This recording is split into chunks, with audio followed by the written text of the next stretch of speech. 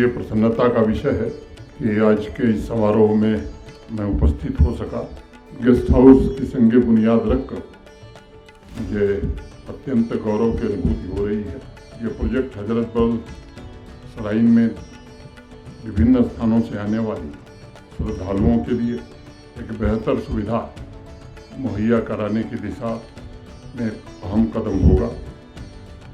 इस जगह पैगंबर मोहम्मद साहब की रहमत बरस रही है और मैं समझता हूँ जम्मू कश्मीर वक्फ बोर्ड का यह प्रयास आवाम की खुशहाली बढ़ाने में एक किरदार अदा करेगा।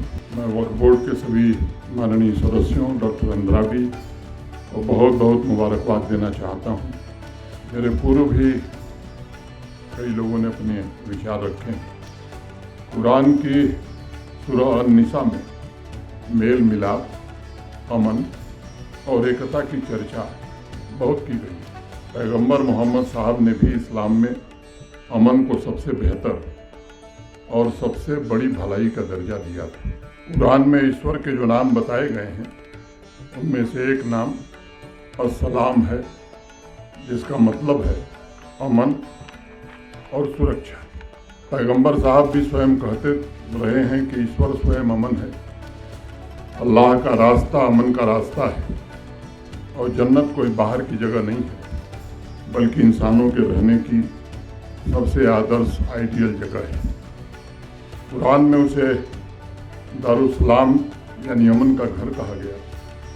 सदियों से जम्मू कश्मीर की पहचान भी यही रही है, दारुस्सलाम की। लेकिन कुछ लोगों ने इस दारुस्सलाम को तबाह करने का काम किया और ये सच मैं समझता हूँ कि आप में से अधिकांश लोग जानते हैं। जिस धरती को पैगंबर साहब का आशीर्वाद मिला, जहाँ बाबा अमरनाथ और माता वैष्णो देवी का वास हो रहा हो, वहाँ दहशतगर्दी चल सकती है। इस पर मुझे लगता है कि सबको विचार करना चाहिए। उस जगह पहलगाम जैसी बर्बर आतंकी घटना हो, मजहब पूछकर निर्दोष लोगों का खून बहाया जाए, एक विचारणीय प्रश्न है। मेरा मन इस तरह के अनेक प्रश्नों को लेकर व्यथित है और मैं जब इसका उत्तर ढूंढने जाता हूँ तो बहुत सारी चीज़ें मुझे नज़र आती हैं। एक बात तो स्पष्ट है कि आतंकी मुल्क पाकिस्तान दहशतगर्दों को लंबे समय से भेज रहा है और हमारे यहाँ भी कुछ गिने चुने ऐसे लोग हैं जो डायरेक्टली या इनडायरेक्टली ऐसे तत्वों की मदद करते हैं।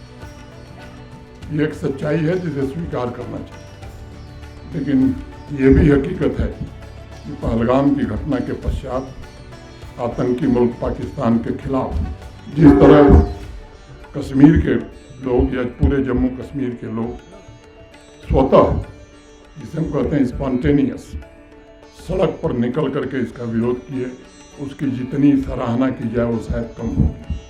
आज मैं आवाम के बड़े बुजुर्गों से और विशेष रूप से स्कॉलर से ये निवेदन करना चाहूँगा कि जिस तरह आपने मिलकर आतंकी मुल्क पाकिस्तान को कश्मीर की सड़कों पर बेनकाब किया है, उसी तरह पाकिस्तानी दहशतगर्दों के मददगारों को भी बेनकाब करने के लिए आगे हमें अवाम की अमन और तरक्की इसी से सुनिश्चित होगी। मेरे साथ तुम भी दुआ करो यूँ किसी के हक में बुरा न हो।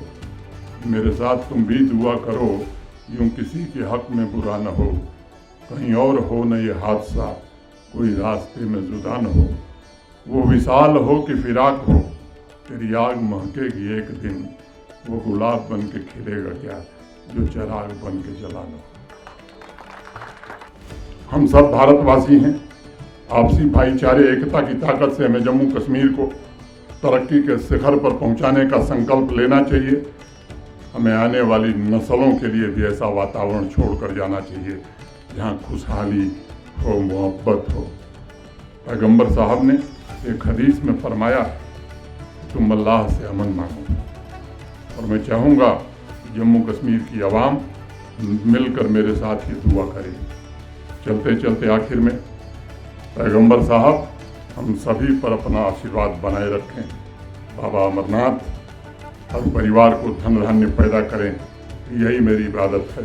और अंत में दो पंक्तियाँ कह के अपनी बात ख़त्म करूँगा। मैं तमाम तारे उठा के गरीब लोगों में बांट दूँ। मैं तमाम तारे उठा के गरीब लोगों में बांट दूँ। कभी एक रात वो आसमां का निज़ाम दे मेरे हाथ में, कभी एक रात वो आसमां का निज़ाम दे मेरे हाथ में। जय हिंद, जय भारत।